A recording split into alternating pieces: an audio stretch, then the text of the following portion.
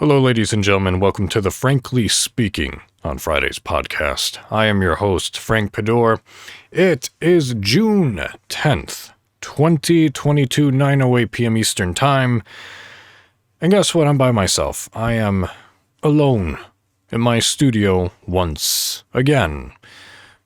So I want to thank, again, my guests for last week, Avenger, Brandon, and Queen Shelby, for joining me for last week's discussion on our lives as music majors. That was a lot of fun. That was, at least for the three of us, it was engaging, and I hope it was equally as engaging and insightful for the rest of you who have listened to that podcast. But this is episode 36 of the FSOF podcast, and another week has come and gone. Another week where gas prices continue to inflate, where the January 6th committee is having their hearings and doing their things, where Justin Bieber is paralyzed on the right side of his face. All that is true. Look it up. But we're not here to talk about that. We're not here to look at this world and what is, this world does a lot to us. How it has unfolded, how unfair it has developed to the majority of people who are living. And that is one thing that we hold common to each other, is how we take day by day as a struggle, as we survive and do our best in order to not maintain the clothes on our back, the roof above our head, the food on the table, but also our happiness, our spirit, our soul even. We try to make sense and to live the best lives that we can. And it's easy to say, I'm doing my best, I'm getting by.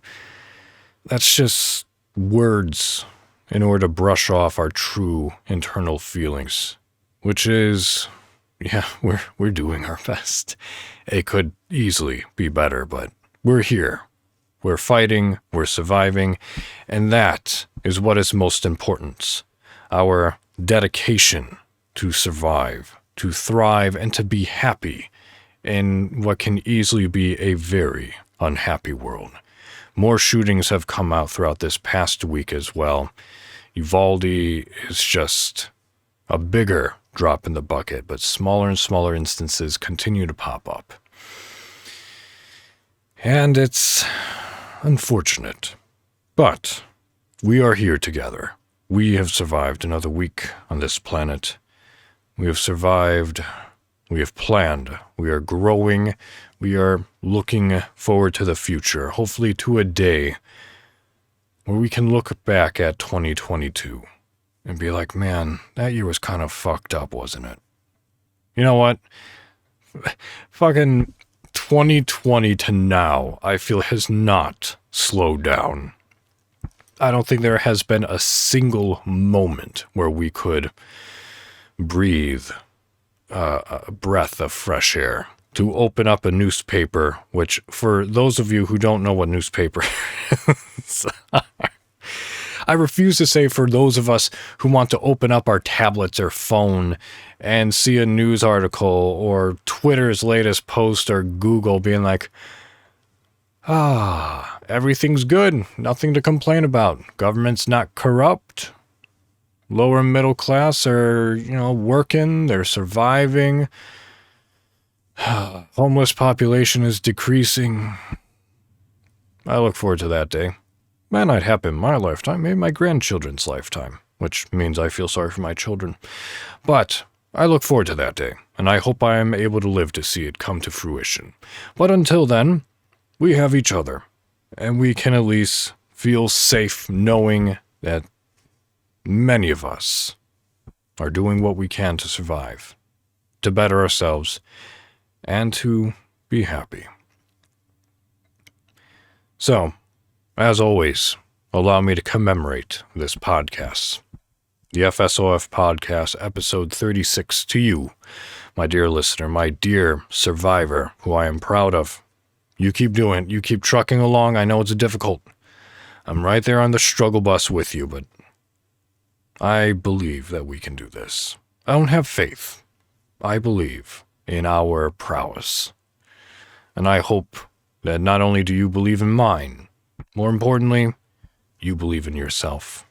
You can do it, and I know you can. As I say every week, to the best of my ability, every week, I know you can. Don't you give up on yourself. You can do this. Fight through. So here is to you, my dear strong listener. Here is to me, asshole in a room, speaking and ranting. And here is to the FSOF podcast, where we share and unite as people. Cheers.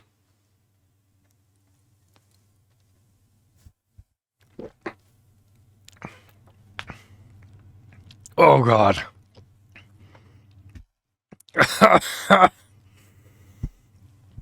Ooh.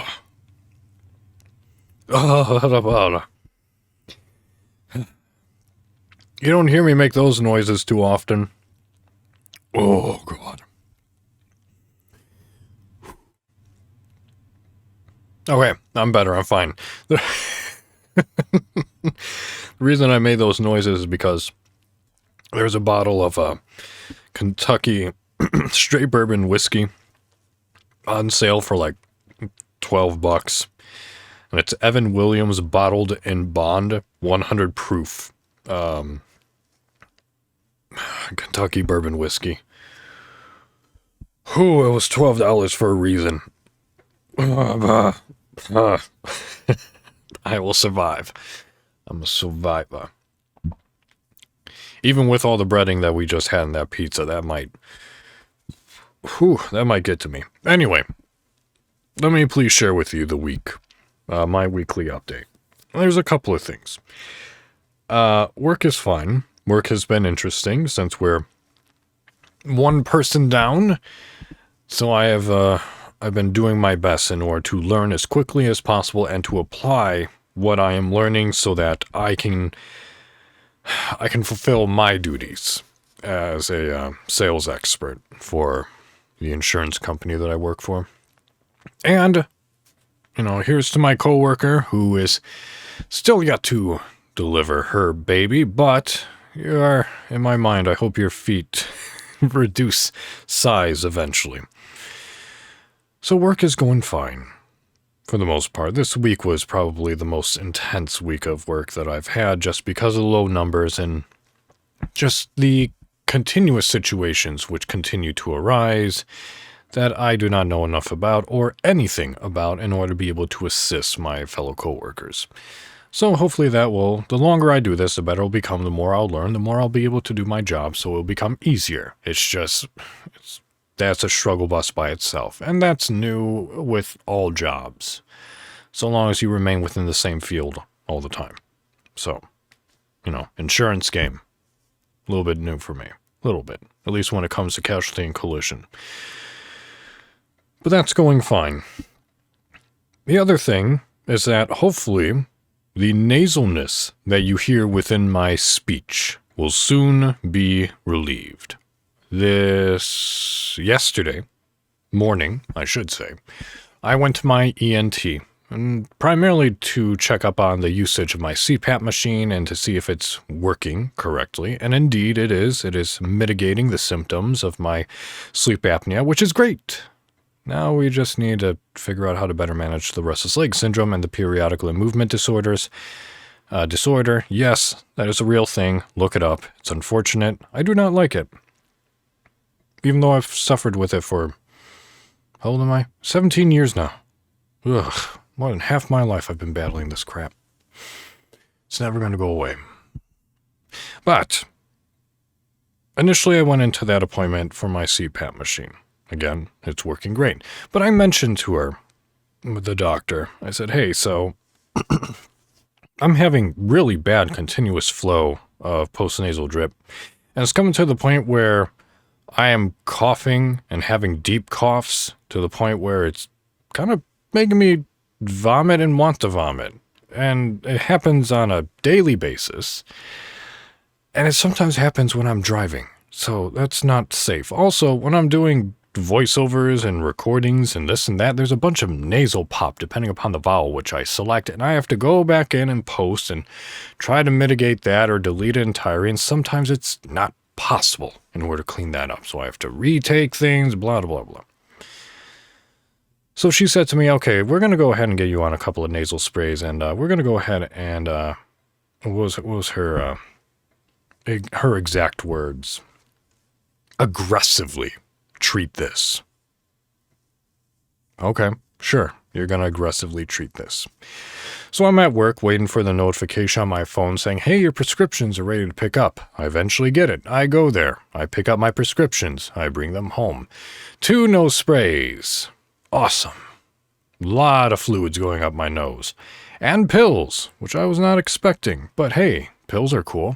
Except when you have to take 6 pills daily for 5 days, then 4 pills daily for 5 days, then 2 pills daily for 5 days. 1 pill a day for 5 days, and then half a pill a day for 5 days. I did not think she actually meant aggressively. She meant it. A part of me is scared now. So I took my first 3 pills of this morning. I'm going to take them before I go to bed, and hopefully with the sprays, with the pills, which are probably antibiotics for the sinus infection that we both probably know that I have, the postnasal drip should stop.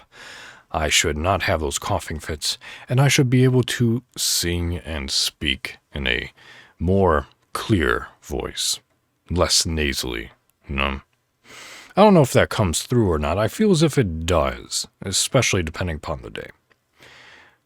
But I guess listen to my voice, this podcast, as the weeks continue, and hopefully you will hear something a little bit better as it clears up. Now, here's a bit of news of my week, which has made me decide this topic. And it was a very last-minute topic, too, but it makes sense as to why I want to talk about it now. Like I said to you guys, I try to come up with subjects and things in advance, but sometimes it just always doesn't happen. So some of these podcasts are indeed last-minute, oh, I need to talk about this. And that's what this podcast was. That's what the podcast 2 weeks ago was with Uvalde. That was a last minute, I need to talk about this. So I have a pen pal who I've been writing to for at least a decade now, I want to say. And they are older than me by about 40 years or so. And we're writing back and forth, and I asked him a question. I said to him, was there a time in your life where you thought you didn't know what you wanted to be when you grew up? And did you switch around and play around with that idea while you were growing up of what you wanted to be? What was your dream job? What do you want to be when you grow up? That whole thing. And I don't know about you, dear listener, but for me, that was a ever-evolving, undecided idea, a choice that I was lucky to be able to have to begin with. My parents didn't force me in order to do one career or the other. My siblings and I had open, free choice of what do you want to do with your life, which I understand some people don't get. I feel as if the majority of us do, but not everyone. And growing up, I initially wanted to be an inventor, and then being an inventor switched to wanting to work for NASA, to wanting to go into robotics, to wanting to go into welding, into acting, into being a musician. I believe I said before, music was, third on my choice, on my list of what to pursue when I grew up. So it was ever evolving for me. But for him, it was not. He always wanted to be a teacher, and he became a teacher. through the military and through this and that, he was able to make his dream come true for his own reasons.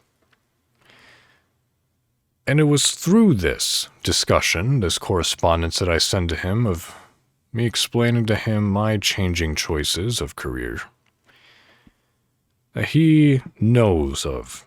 Obviously, if we've been writing letters for a decade, he knows of how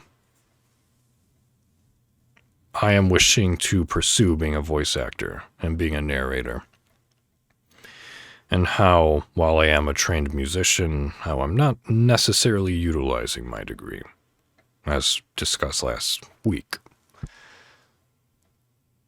But there was something that he said, which kind of irked me. And it's up to interpretation, I suppose, as to how one may think and why. Not why, but was there potential ill intent, or was it just an old school way of trying to be supportive? I won't read it verbatim. I'll just give you the gist of it. But basically he said, you're 30 years old.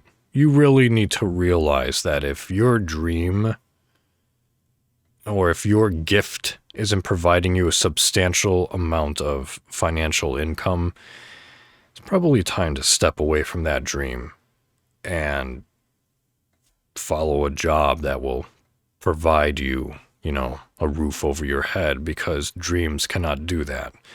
Dreams cannot pay for rent nor buy groceries. And he continued and he said, there's nothing wrong with being a part of sales, being a part of the insurance game. It's a very, it's kind of, you get what you receive. You put in the work, you're going to get a lot out of it. And he did say, though, good luck with the audition, which was a couple of weeks ago now.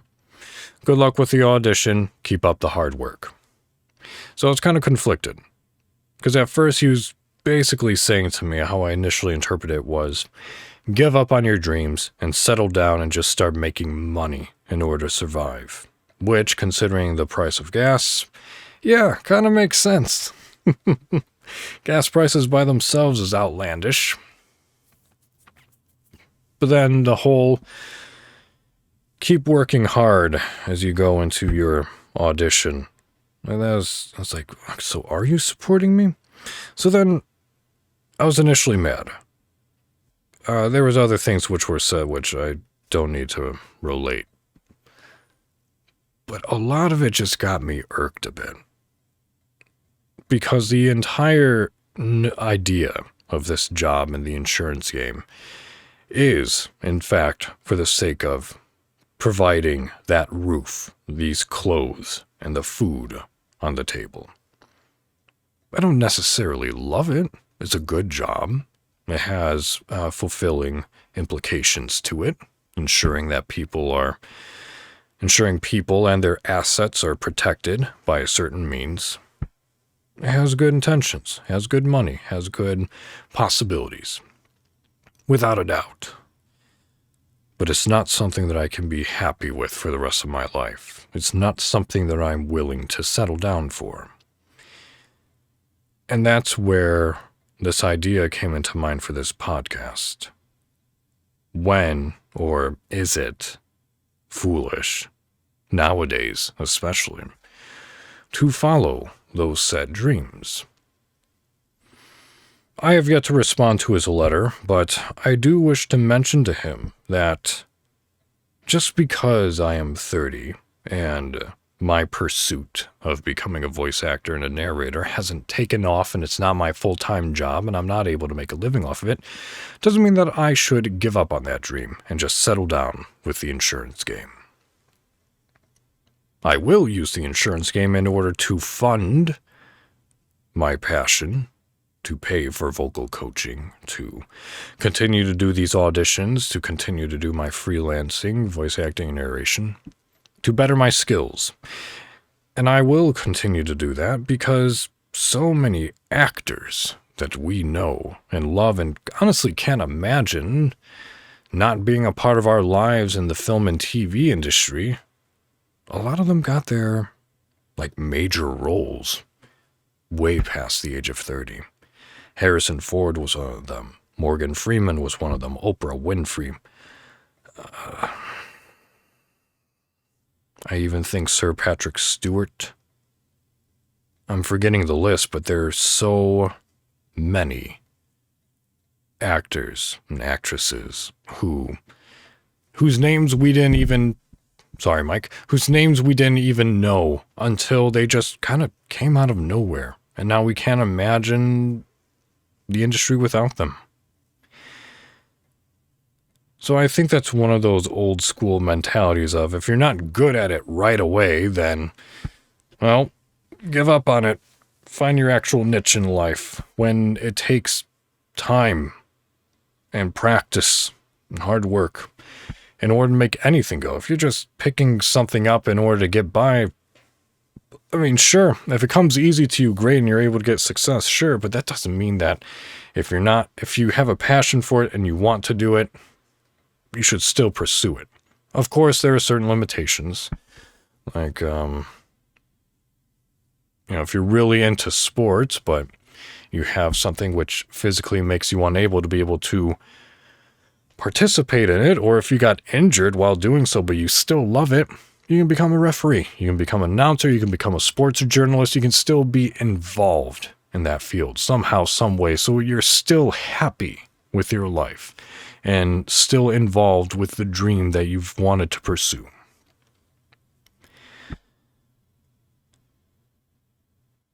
And I think that's something that maybe he overlooked.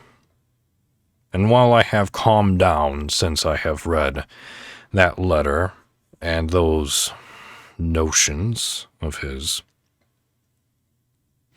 it just kind of made me realize that my dream of wanting to make a living, not be famous, I don't want riches beyond my wildest dreams or anything of that nature, I just want to make a living. A happy, humble little living of being a voice actor and narrator. I realized that if I got so upset by his words, then I know that just solidified to me, yeah, I'm passionate about this, and that's what I'm going to do. Now, here's the thing. That's me. I'm an expert on my own life, so that's what I feel. And I know that there are so many people who have not, who have that passion for one thing for another, but they didn't follow their dream, not fully. With some of them even just gave it up entirely because they had to. An example that I can think of is the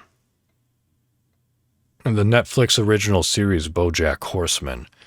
This isn't really too much spoilers, but BoJack's dad wanted to be the next American author, like a big novelist, and he was working on this book basically his entire life, and he thought it was going to really just shock the world once it was published. But he got a girl pregnant, had BoJack, had to give up that dream of becoming an author and just focused a career on just providing for his family. There are many people like that. My father is kind of one of those, but he didn't do so begrudgingly. Yeah, he did it for the sake of food, but he still found something that he loved. Well, there are so many of us who go without that idea, without the possibility of pursuing their dreams, and always just thinking, what if? So I found a couple of articles which pertain to this. And one of them, we're going to start off with a little bit of a quote-unquote negative, maybe, more like a evaluation article we'll go with. This comes from MartinezCreativeGroup.com, entitled 6 Reasons Why People Don't Follow Their Dreams, published September 17th, 2018 by Olivia. Whoever you are, Olivia. So, let's see what Olivia has to say. shall we? And of course, these articles are always listed in the description below wherever you may be listening to this podcast. So she writes, "This past weekend, I watched Dead Poets Society again for the first time in almost 30 years. In it, Robin Williams' character quoted Henry David Thoreau when he says, 'Most men lead lives of quiet desperation.' How many times have you heard from people who want to start a business, write a book, or change careers? How many times have you said this yourself? What's holding them back? But more importantly, what's keeping you from following your dreams? If you don't want to live a life regretting things you'd always wish you'd done, consider these 6 reasons why people don't follow their dreams. 1. Fear of failure. It's easy to rationalize and persuade ourselves into making safe decisions, which is often just a way of hiding that we're too scared to take a risk on something. The fear is that we might fail. As Jim Carrey says in his now famous commencement speech, the decisions we make in this moment are based in either love or fear. So many of us choose our path out of fear disguised as practicality. Very few people hit it big the first time. The key is to understand that you will have failures along the way, but if you're determined, you can learn from these failures and use them to help propel you forward. Number 2, fear of change. Most men lead lives of quiet desperation. Why is this? Fear of change. Most often, it's easier to endure a known life of mediocrity than to risk going after a big dream. It just feels safer, somehow. Starting something new and different is scary. People fear the unknown and don't like to step outside their comfort zone.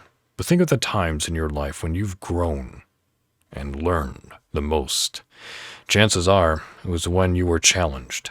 Facing your fear of change takes courage and the determination to follow through. Number 3, priorities.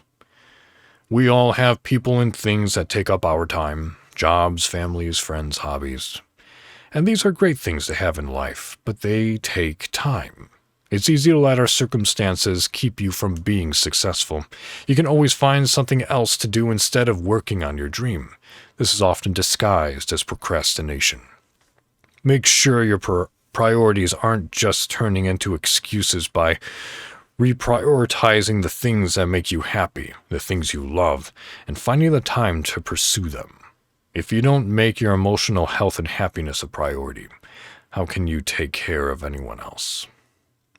Number 4, lack of confidence. It takes a lot of confidence to pursue a dream. Many people think they either don't have what it takes, don't deserve to be happy by following their dream, or aren't willing to put in the work to make it happen. There's something very exciting about fantasizing about your goals and dreams without actually doing anything about them. It's safer to never move past the dreaming stage because putting your thoughts into action involves risk and exposure to criticism. The path your life takes is entirely up to you. But to follow your dreams, you have to have the confidence to be honest with yourself about what you really want out of life and put it into action. Number 5, timing. A dream without a timeline is just a fantasy. How will you ever know when the time is right unless you make it happen? Putting off your dream until someday usually means that someday will never happen. Break your goals into small, actionable steps. Starting today, set a timeline and milestones for yourselves to make sure you're making your marks. And number 6, society. We all desperately seek approval from friends, family, and colleagues, but the pressure to do what's expected of us can sometimes keep us locked in a clearly defined box. If you're branching out into something new and it's different from what you've done, you might not always get support from those closest to you. This is because people care about you and they don't want to see you hurt or fail. Often they might not understand your dream because it's not something they would do. try not to mistake their lack of understanding your dream as being a lack of support. The only true compass you can follow is your own heart, not what anyone else tells you what to do. 20 years down the road, no one else is ever going to regret that you didn't follow your dream, but you will. Your dreams are your own, and so are your decisions on what to do with them. Most of the reasons for not following one's dreams are based in fear.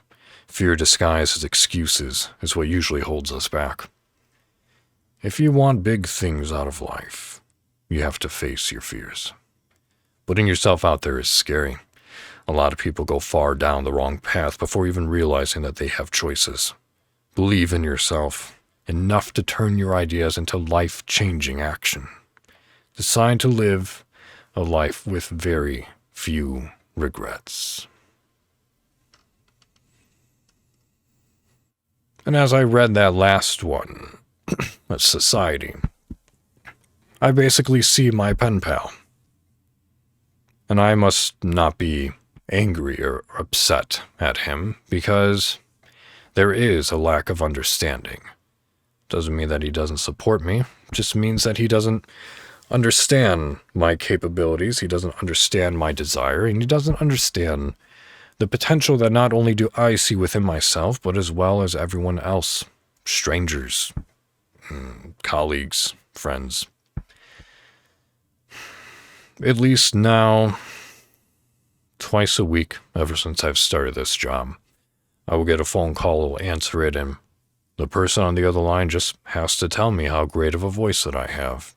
And that's very complimentary and flattering, but it's just further reinforcement for me that what I'm deciding what I want to do with my voice and with myself, and being able to go into a world and express this creativity, to make a character come to life, to make a situation or a scene be more engrossing, to have that creative outlet. That's what I want.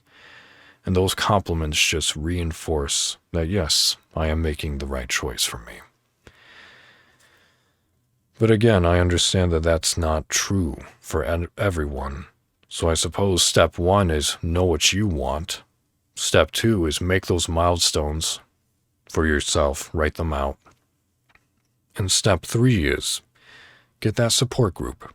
Even if it's just a handful of people, find those people. Have them be your support group.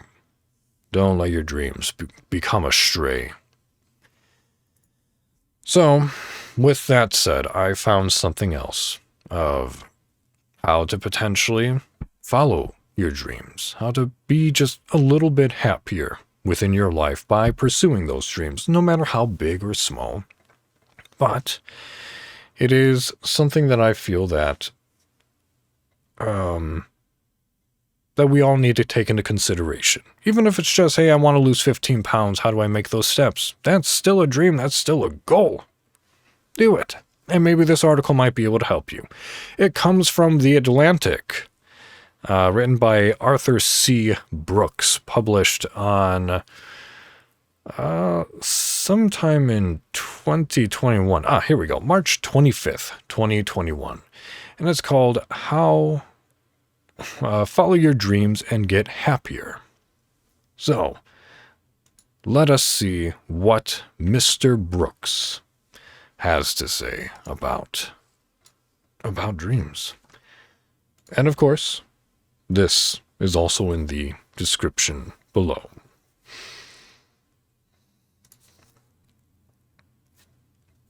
Are you dreaming too big? Lifelong, hard-to-achieve goals might not make you happier. Small steps will. Commencement season is just around the corner. Whether in person or over a live stream, graduates and their families will follow the long-honored tradition of listening to speeches studded with unoriginal chestnuts like follow your dreams, shooting for the stars, and believing that you can do whatever you set out to do. But that message doesn't seem appropriate at this moment. Our greatest ambitions, personal and professional, have been systematically frustrated by the pandemic as the weeks have turned to months and have turned to more than a year. Perhaps the word of the English satirical poet Alexander Pope are a better fit. In 1727, he gave his friend John Gay a piece of advice in the form of a ninth beatitude. Blessed is he who expects nothing, for he shall never be disappointed. Whether Pope was serious or not, there is some good sense in his counsel for times both normal and pandemic-stricken. Sure, audacious goals can be energizing, but a fixation on them can lead to big disappointments. Worse, when your eyes are constantly on the horizon and you can miss what is right in front of you. For happiness, we need a better approach to setting goals, one that sets us up for success in life and lets us enjoy the here and now. For the most part, goal setting seems to raise our well-being modestly in the short run by increasing our optimism and sense of direction. In a 2008 study, for example, researchers ran an experiment in which half of the participants set out goals for their lives and received training to bring them to fruition. The other half did not. After the 3-week training, the researchers observed that the goal setters were 8% happier than they had been before they started and 12% happier than the controlled group. That study mixed all sorts of aspirations together. But if you look closer, not all goals are associated with equal happiness. A 2008 analysis of German survey data, for example, showed that while goals involving family, friends, and social and political involvement promoted life satisfaction, goals focused on career success and material gains were detrimental. This is consistent with research on American college graduates. Aspirations for personal growth, close relationships, and community involvement, what most psychologists call intrinsic goals, lead to increased well-being when those goals are attained. Those for material possessions, fame, and attractiveness, extrinsic goals, predict ill-being. The magnitude of a dream matters too. Setting short-term realistic goals has been shown to start a reinforcing mechanism of success and happiness, provided these goals fit with our values and aren't imposed on us by others. For example, in one 2001 study, college students who set academic performance goals for the year that matched their intrinsic motivations were more successful than those who didn't, leading to higher well-being and confidence. This set them up for more goal setting, more success and happiness, and so on. Focusing on long-term, difficult-to-achieve goals in is risky because you're less likely to accomplish them. Disappointment creates pessimism and can provoke depressive symptoms. Therefore, goal setting, especially for audacious goals that are unlikely to be met or even ordinary goals during times like the present, might lead to a lot more unhappiness than happiness. As the poet John Greenleaf Whittier so poignantly put it, for of all sad words of tongue or pen, the saddest are these, it might have been. This is a growing peril in our economy, which is becoming more and more characterized by what my former economics professor Robert Frank calls winner-takes-all markets, also known as superstar markets. In winner-take-all markets, a few people get outsized rewards and the rest are left by the wayside.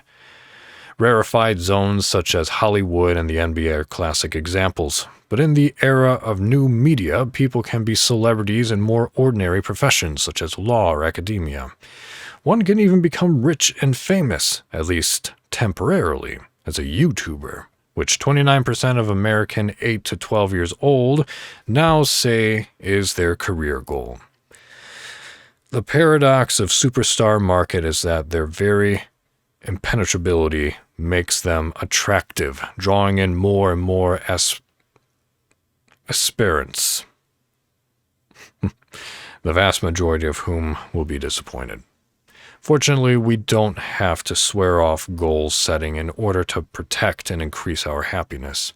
On the contrary, a balanced strategy based on 3 lessons from the research can give us the benefit while mostly avoiding the costs.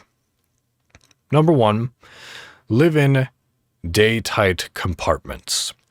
The scientific literature is clear that goals can bring a lot of happiness when they are short-term, achievable, and lead us toward ultimate success. In other words, when achieving them indicates that we are making progress.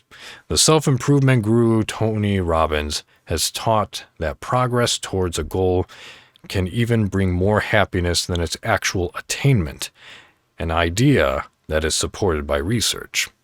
To build a happiness strategy around this principle, you should set an end goal, then break it into manageable steps: 1 year, 1 month, 1 week, 1 day. The 1-day goals are especially important.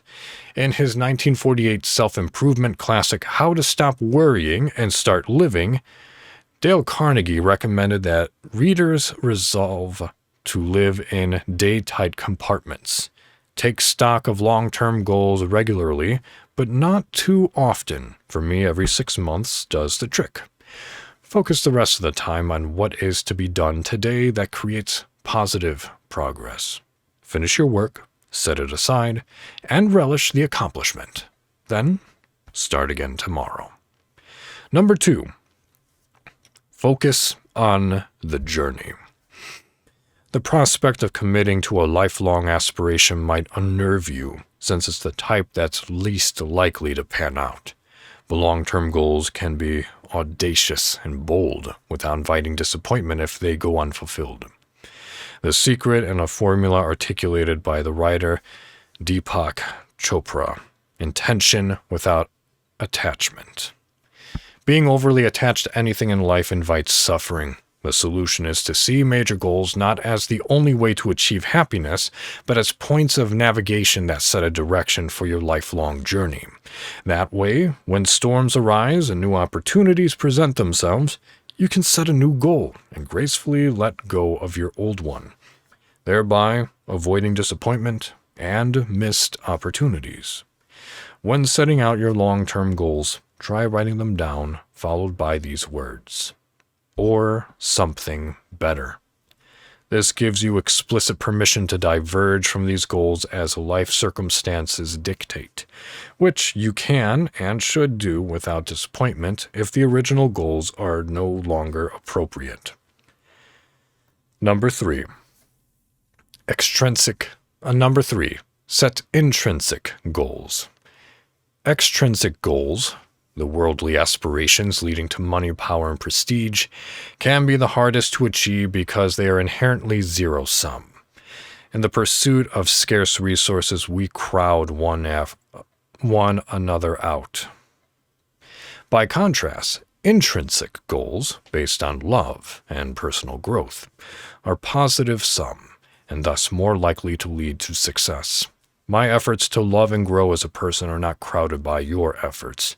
On the contrary, they can be complementary. Furthermore, they are the goals most associated with happiness. As such, a proper bucket list should be heavily weighted toward these intrinsic aspirations. Make a list of specific intrinsic goals and work to achieve them.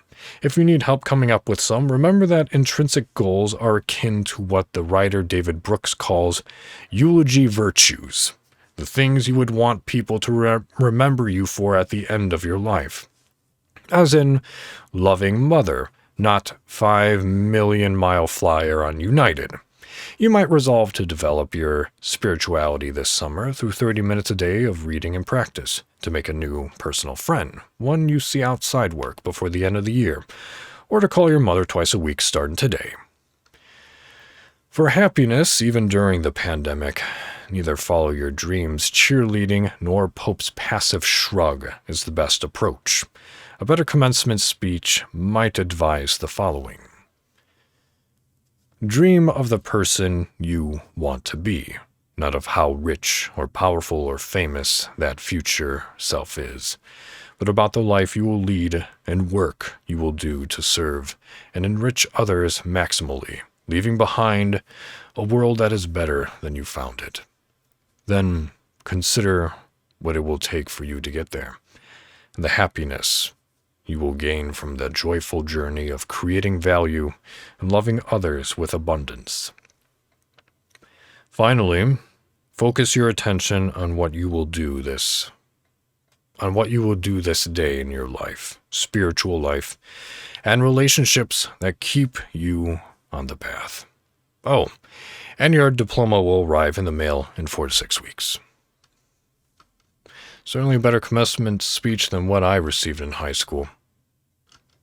I don't think I really paid attention to one of my undergraduate. And I was kind of drinking during my graduate commencement speech. So yeah, that was all good. That was all fun. But there's a lot of truths in all of that. And a lot of things that I feel that we can all take away from that.